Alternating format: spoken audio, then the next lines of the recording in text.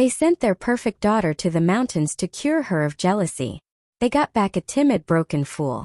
But what her family didn't know was that the fool was an act, and the girl they destroyed was coming home for retribution. The fire was only the beginning. In order to correct my habit of vying for affection, my family unanimously decided to send me into the deep mountains for reformation. Even my fiancé agreed with this approach. In less than a year, I went from a high and mighty young lady to a timid and cowardly village fool. The day they came to pick me up, I was huddled under the banyan tree at the edge of the village, and mischievous children were throwing stones at me, leaving my face covered in blood. I could only smile foolishly. Seeing this scene, my parents blurted out, "What are you pretending to be pitiful for?" After the doctor examined me, he found that I was both blind and mute, and that there were also issues with my mind. They finally realized the existence of the problem, but it was too late. I had become so foolish that I could no longer recognize these so-called relatives of mine. The doctor had already lost hope that I could be cured. I was sent back to the Chen family home. My parents avoided me all day long, afraid to see this fool of a child. I only wanted to cure my obsession with vying for affection, yet it had left me neither human nor ghost. Now everyone in the circle was mocking them, saying they were unworthy of being parents. Even my brother suffered backlash. The young lady who was originally to be betrothed to him, upon learning that I was turned into a fool by my own biological parents, would rather jump off a building than marry him, fearing she might end up in the same predicament as I did. My cousin Chloe, who had always seen me as a thorn in her side, no longer dared to speak ill of me. Even though she remained the apple of my parents' and brother's eyes, she didn't casually bring me up anymore. Today I am like a thorn stuck in their hearts. No one can mention it. After I became a fool, Liam came to see me a few times and felt quite sympathetic towards my plight. He promised me that no matter what I became, I would always be his future wife. Everyone started to care about me, but they did not know that I wanted to kill them at every moment. In that year in the deep mountain valley, I felt worse than death. Endless beatings, torment without an end in sight. Both the body and the mind were tormented. Their light and airy apology was of no use, not to mention that as time goes on, their guilt will surely wear off, and by then I would just be a burden they could discard at any moment. Time proved my guess to be correct. In less than 2 months, my family planned to send me to a sanatorium for a long stay. Liam's mother, Stella, also came to the door demanding to cancel the arranged marriage, or else change the betrothal to have my cousin, Chloe, marry Liam in my place. Chloe's biological mother was a barmaid who, back in the day, climbed up the big tree that was her uncle, thinking she could turn her life around by getting pregnant. However, she ended up giving birth to a girl who is Chloe. Her uncle was displeased that she had given birth to a daughter and sent them away with a sum of money, after which he never bothered with them again. However, Dad felt sorry for the mother and daughter, secretly helping them out. After Chloe's mother passed away, he even brought Chloe back home to raise her. At first, Mom's attitude towards Chloe was lukewarm, until one day the house caught fire and Chloe rushed into the room through the flames crying out to save her aunt. Moved by her, Mom began to reflect on her own behavior and raised Chloe as if she were her own daughter. Later on, whether it was my parents or my brother, they all doted on Chloe like a precious gem, and before I knew it, my position had been replaced. After that, I developed a liking for competing for Chloe's affection, but I was far from her match. Her tears were like sharp swords, shattering all my counterattacks. Before long, my parents and older brother grew to despise me. I once thought that no matter how much they hated me, they wouldn't harm me, until I was sent to the deep mountains. Chloe's mother's identity is, after all, not honorable. Our family is also reputable, and it is impossible to marry a woman whose birth mother was a prostitute. However, Liam really likes Chloe, and she has grown up under our watch. She is good-looking and capable, but her background is just too poor. Stella's voice broke through my memories. Mom understood what she meant and immediately said, "I have always regarded Chloe as my own daughter. If you look down on her background, I can adopt her as my foster daughter." Stella was not satisfied and said, "There's no need to go through all that trouble. Your daughter has already." Halfway through her sentence, Stella glanced at me not far away, sighed, and shook her head. "She's already a fool, knows nothing at all. It's better to let Chloe take her place." It would be more fitting. Mom was taken aback for a moment, clearly not expecting that Stella had this idea. At that moment, a voice came from the stairs. I think this idea is good. Anyway, we already planned to send Elara to the sanatorium. At worst, we can take care of her for the rest of her life and let Chloe take her place. This not only gives Chloe some confidence but also satisfies the union of the two families. A win-win situation. It was Dad's voice. I instinctively looked up and saw my father with a heavy expression. They didn't know that I could see things long ago. I just hadn't fully regained my voice and didn't want them to find out too soon. Mom hesitated. Elara just can't recognize people for now. What if she recovers in the future and finds out we left her in the nursing home and stripped her of her identity? She won't be able to bear it. She was filled with guilt.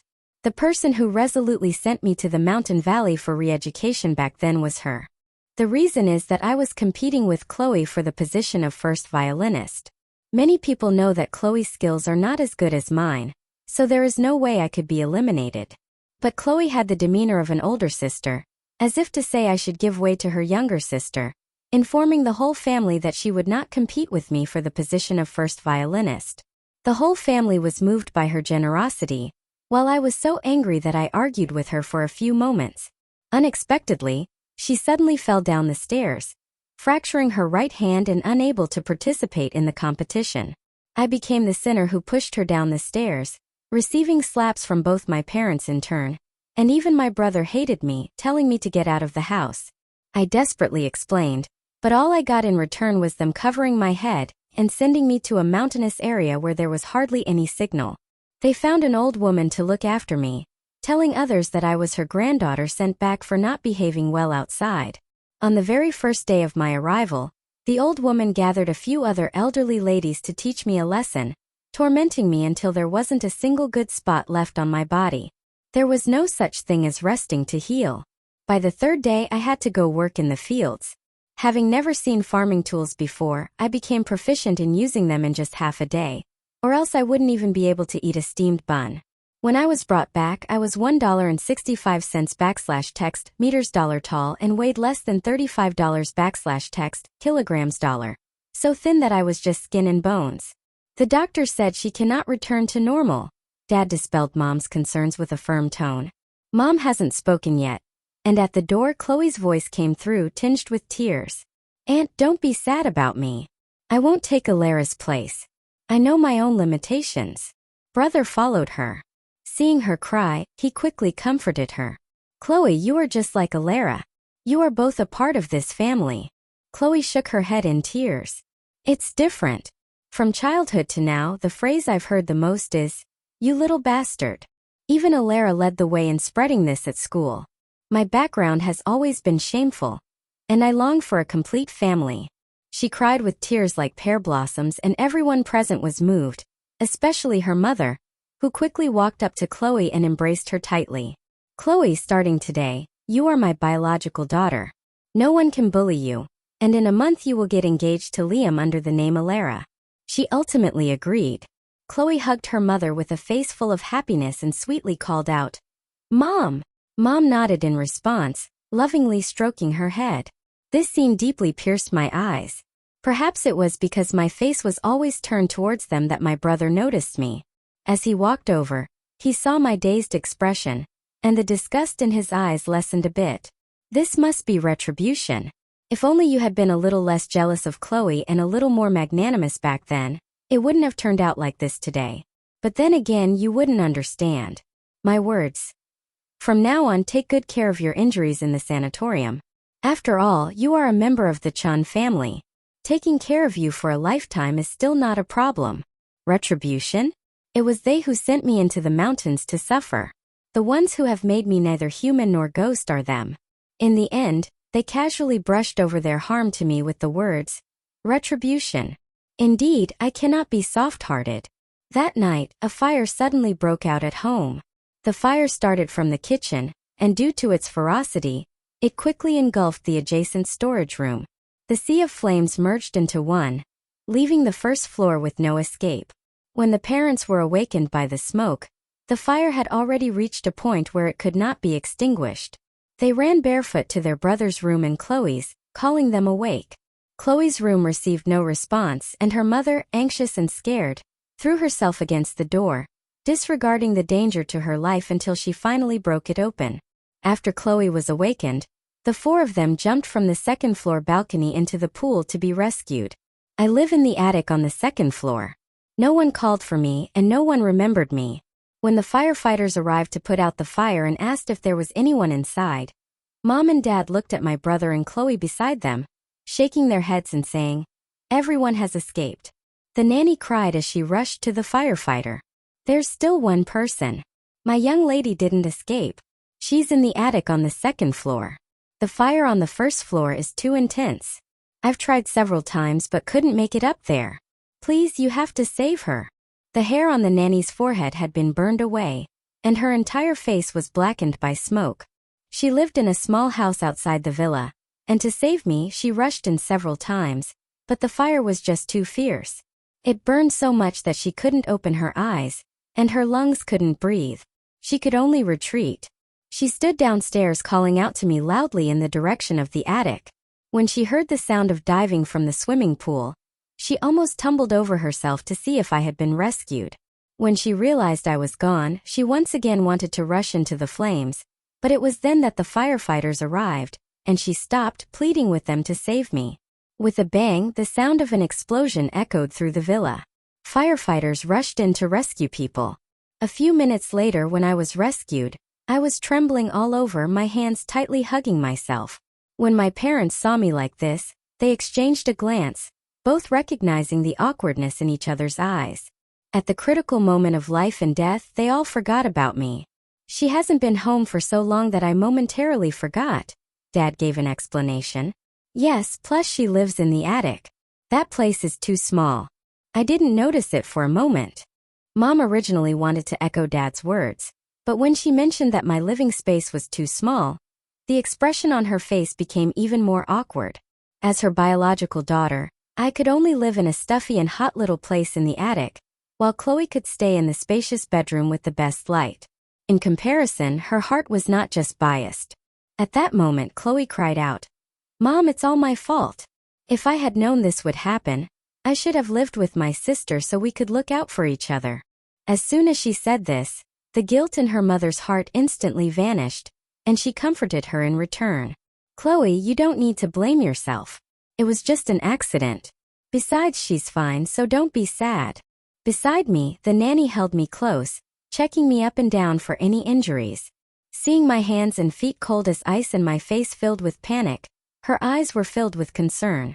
Hearing their conversation, the nanny gritted her teeth and could no longer hold back. "Mrs. Chen, your own daughter almost burned to death, and here you are comforting an outsider who is completely unharmed? As a mother, this is the first time I've seen someone like you." Mom was scolded by a nanny, and her expression was very unpleasant. Many neighbors had gathered around, and at first, everyone thought that my mother was a great person for caring so much for her niece. However, after hearing the nanny's words, they began to discuss among themselves. No wonder some say this family's mind isn't right. While others spend a lifetime escaping the mountains, they willingly send their own daughter into the mountains to suffer. So their daughter was tormented to the point of being neither human nor ghost. A normal person turned into a fool, which shows just how terrifying the torment she endured was. I see that their whole family has been cursed by that niece. Otherwise, how could they do such a brainless thing?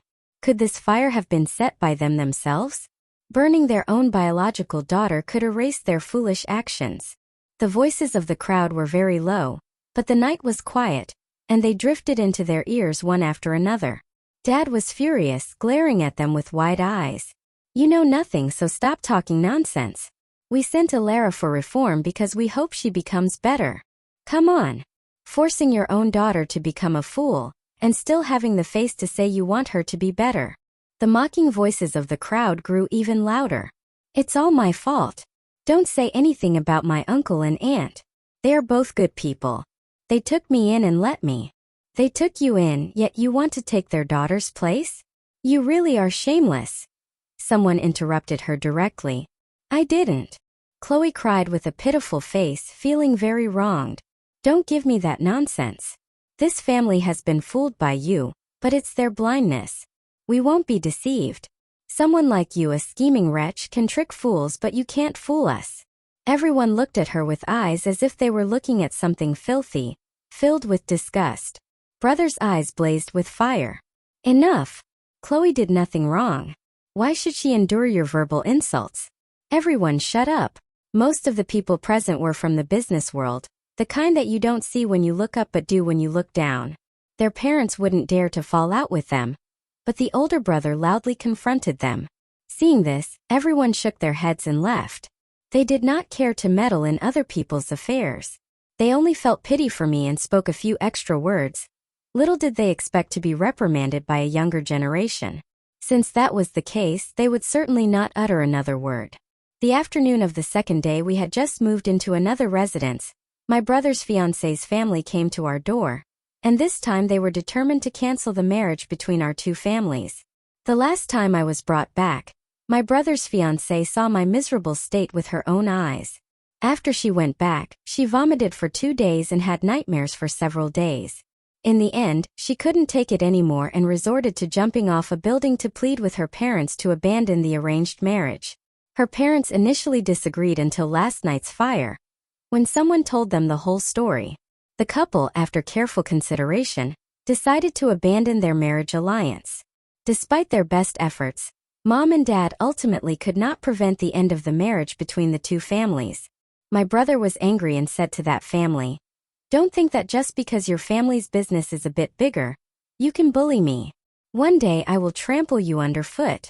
Before the couple could say anything, their daughter retorted, "With a fool like you, you think you can step on my family's toes?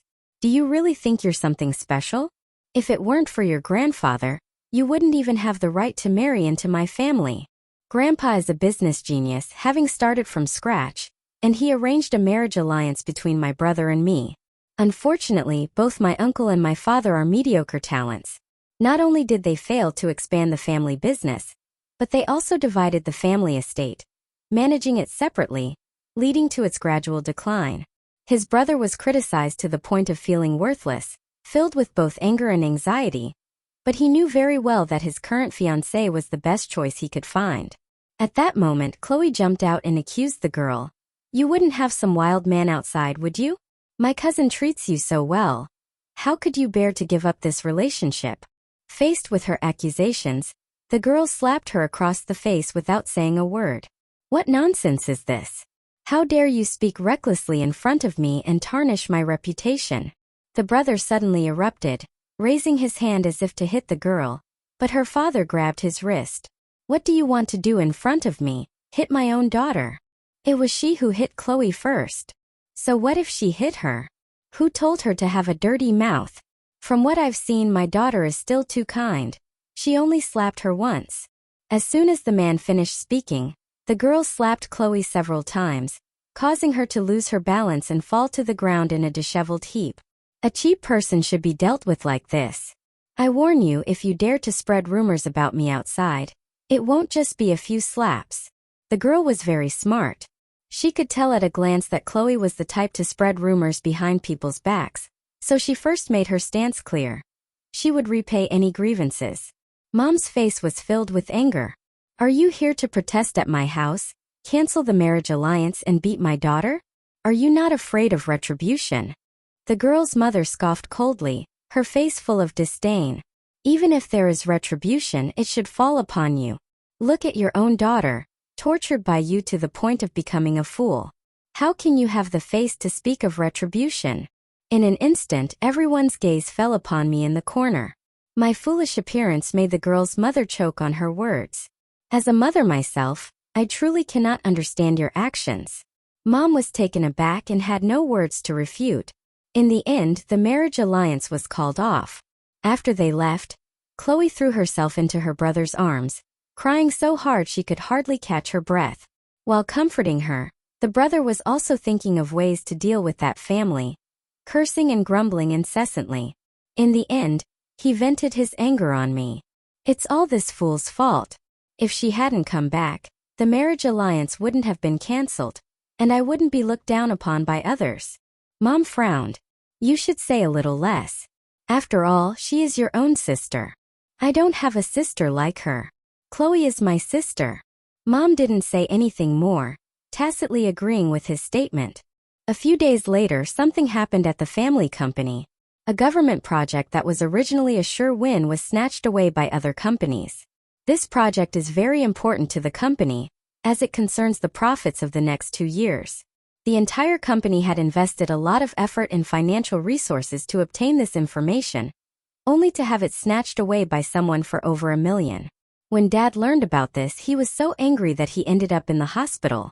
My brother was also taken aback, completely at a loss. Upper management immediately sensed that there was a mole. She sent more people to investigate the company's surveillance, and eventually discovered that only Chloe had entered Dad's office during that time. The company's upper management suspects Chloe of being a mole, and demands that her mother conduct a thorough investigation of her. Mom didn't believe that Chloe would do such a thing, arguing rationally on her behalf. The higher-ups felt that her compassion was misplaced, and with the failure of the project competition, the company was very likely to go bankrupt. One by one, they submitted their resignation letters. Mom was anxious and had no choice but to ask Chloe. Chloe cried after hearing this and, in front of a crowd of executives, was about to jump off the building to prove her innocence. Mom immediately felt a pang of heartache and turned to advise Chloe to calm down. Seeing this, the higher-ups were extremely disappointed, which further solidified their thoughts of resigning. A week later, the night before I was sent to the sanatorium, Chloe suddenly confronted me, her haggard face filled with fury. "You're not a fool at all. You stole the documents Dad left in the study, told the rival company our bottom line, causing us to lose this major project. How cruel you are, wanting to ruin the company just to get back at Mom and Dad." She shouted louder and louder, as if she wanted to convict me quickly. I remained expressionless, my gaze lazily falling on the birds outside the window. With a loud bang, Chloe slammed her fist on the table, startling the birds into flight and causing the branches to tremble. I averted my gaze. Their eyes met and Chloe's face twisted in surprise. "You really can see." I cleared my throat and replied in a hoarse voice. "I could see last week. Didn't Luma tell you outside the door?" Mom and Dad exchanged glances with my brother. A few days ago, Luma was cheerful all day, wanting to talk to them, but they interrupted her many times. In the end, they even scolded Luma, telling her that as a servant, she should know her place and meddle less in the affairs of the master's family. It turns out that Luma wanted to tell them about this matter. "So it was you who stole Dad's documents. You don't need to rush to convict me. I have another thing I want to ask you. I secretly investigated this matter for a long time, and yesterday I finally obtained an accurate result. Your mother had an affair with my father. The reason your uncle doesn't want you isn't because he dislikes that you're a girl, but because he knows your mother is promiscuous, and you are not his biological daughter." My voice isn't loud, but I made sure that the person outside heard it clearly. Chloe was suddenly anxious. "What are you talking about? Although I have always regarded my uncle as a father, he has no blood relation to me." "You are so eager to explain. Seems you are in the know. No wonder you can come and go from Dad's office freely, while even your brother has to get his permission to enter. You must be favored by Dad, who probably feels guilty towards you." Saying this, I pulled out a paternity test report from the drawer. "This is what I received the day before yesterday. You are indeed my father's biological daughter, and there's no denying that. As for whether you knew it long ago, I don't care." Chloe picked up the paternity test report and wanted to tear it up, but her mother rushed in from outside, snatched the report from her hand, glanced at it, and her gaze landed on the words confirming their biological father-daughter relationship. She was so furious that she stumbled and nearly fell to the ground. Dad hurriedly explained, "Honey, let me tell you." Mom screamed and gave him a hard slap. "What else is there to explain? You've deceived me for over 20 years. Are you even human?" Dad had always held himself high above others, but at that moment, being slapped by Mom in front of the younger generation made him feel humiliated, and he couldn't help but angrily shouted at her, "Enough! Can you stop acting like a shrew? If it weren't for you arguing with me back then, making me feel bad, I wouldn't have gone out drinking, and I definitely wouldn't have met that woman. She's as gentle as water. Any man would make a mistake." Mom stared in disbelief, her eyes wide open. It was clearly your fault. How dare you turn around and blame me?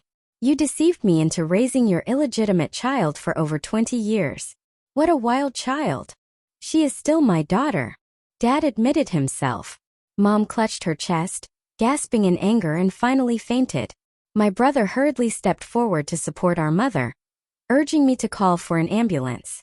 I remained indifferent and turned to leave. This farce was spread online by someone I found. For a moment the mockery surged like a tide, sweeping the Chen family away. It's truly laughable. Treating an illegitimate child as a treasure while treating her own daughter like grass. This mother is simply like a clown. I heard that last time their house caught fire, the Chen couple protected their precious son and escaped with the illegitimate child, leaving their own daughter in the sea of flames. Don't the people upstairs know?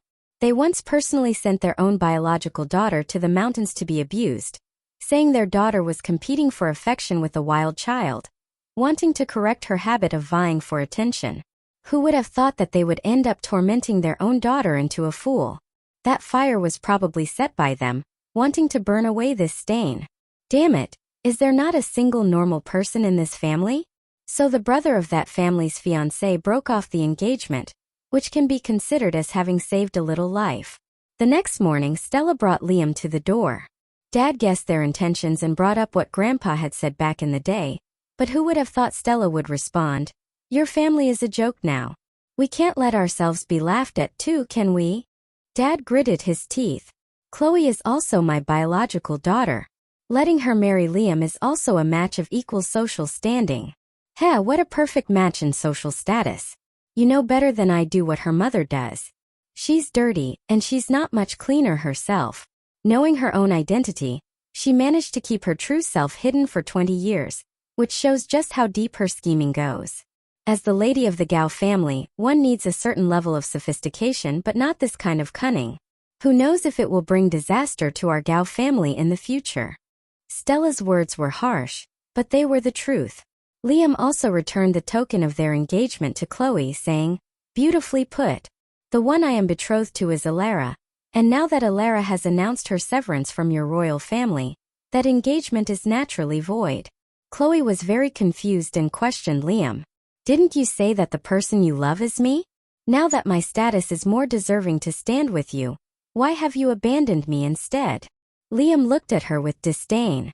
"We have never been together, so how could there be abandonment?" Chloe thought that revealing her identity would be beneficial to her, but she didn't expect to be met with nothing but storms and no advantages at all. Dad did not agree to break off the engagement.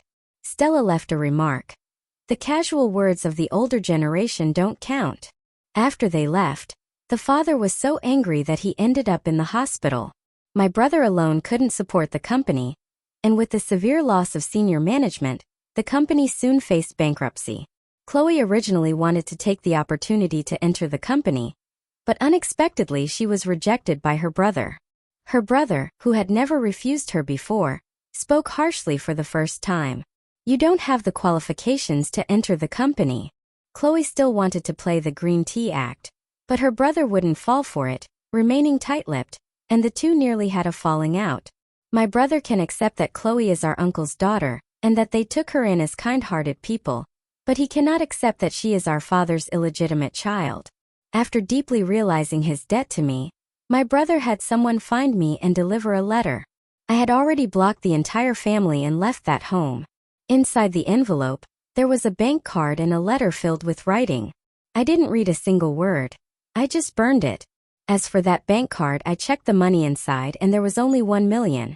It was clear that the Chen family had truly fallen from grace. Money I will accept, but an apology I do not accept. After waking up, my mother searched everywhere for me. She seemed to have gone mad, barefoot on the street shouting my name repeatedly, saying she was sorry, and was captured by the media. However, no one sympathized with her. Everyone felt that she brought it upon herself. More people believe that a late love is worth less than grass. After Chloe was unable to enter the company, she turned to her father, insisting that he arrange for her to join the company, claiming that she was also a part of it. In the past, Dad felt guilty towards her and favored her in everything. Now, with his wife gone and his children scattered, He finally woke up to the reality and realized that it couldn't go on like this. He asked Chloe to leave, promising to give her a sum of money as compensation. Chloe disagreed, and the two had a huge argument. When the nurse came to check on the patients, Dad was lying on the floor unconscious. After being rescued, Dad narrowly escaped death, but he was completely disheartened. He wrote his will in advance, stating that all the family's assets would be divided equally between my brother and me. After learning about this, Chloe actually tried to run over her father with her car on the day he was discharged from the hospital. Her brother was quick to react and pulled their father out of the way just in time, but Chloe injured another person who was being discharged. The person had just finished surgery and happily returned home, only to unexpectedly suffer misfortune at the hospital entrance. The man's family was furious, dragging Chloe out of the car and giving her a severe beating. The person needed another surgery, but the results were not as good as the first time, leaving serious after effects. After Chloe was arrested, her father did not come forward to bail her out, nor did he hire a lawyer for her, leaving her to fend for herself. Her brother did the same. Not long after, Chloe was sentenced to 3 years in prison. The company ultimately could not escape the fate of bankruptcy. In an instant, it returned to poverty. My brother wants to make a comeback and asked me for that 1 million. I had long anticipated that he would go back on his word, so I left early. At this moment, I am in the southernmost part of my homeland. There are seas and mountains here, the environment is beautiful, and the cost of living is low. I opened a coffee shop here. Because I make delicious desserts, the business is doing quite well. Although the shadows of the past still cling to me in nightmares, I have learned to smile. Life is getting better and better. One day, a customer was watching television, where a news report was playing about a former wealthy lady, Mrs. Chen, who pushed her husband into the river, and both of them perished. Hearing this news, I felt no ripple in my heart. At that moment, a customer ordered coffee, and I casually switched tables, turning to smile and ask the customer what they would like to drink. The wind chimes on the windowsill are ringing. Outside, the weather is warm and sunny. Savoring the aroma of coffee, listening to the melodious music in the shop, looking at the small amount of money that came in today. My life is right in front of me, ordinary, yet relaxed. The end. Thank you so much for watching Elara's journey from a broken heiress to a calculating avenger. If this story of betrayal, darkness, and ultimate retribution kept you on the edge of your seat, you are definitely in the right place. Don't let the fire go out. Hit that subscribe button and ring the notification bell, because the truth is always darker than the lie. We'll be back soon with more twists, more calculated moves, and more stories where the weak rise up to burn the world that wronged them. Until the next reckoning, I'll see you in the comments.